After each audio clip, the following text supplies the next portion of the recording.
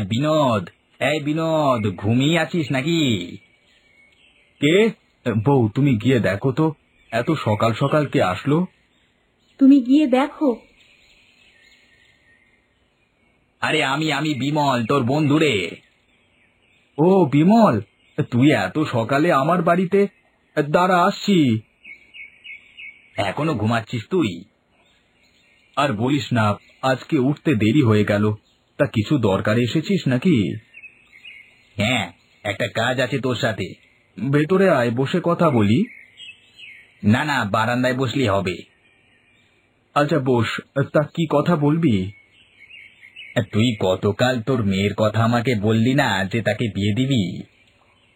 হ্যাঁ বলেছিলাম, ভালো কোনো পাত্র পেলে বিয়ে দিয়ে দেব।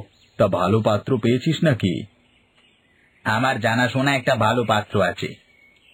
নাম কি? বাড়ি কোথায়? কি করে? আরে ব্যস্ত হোস না, নাম রাহুল, পাশের গ্রামই থাকে। এখন আপাতত তেমন কাজকর্ম করে না, তবে এই টুকটাক চুল কাটার কাজ পারে। ছেলের বাবা মা নেই। তুই কি বলছিস? ভালো হবে? তোরা চিন্তা ভাবনা কর, বৌদির সাথে পরামর্শ করে দেখ। ছেলেকে যদি বাজারে একটা সেলুন দিয়ে যেতে পারিস, তাহলে তোর মেয়ের দিন সুখী কেটে যাবে।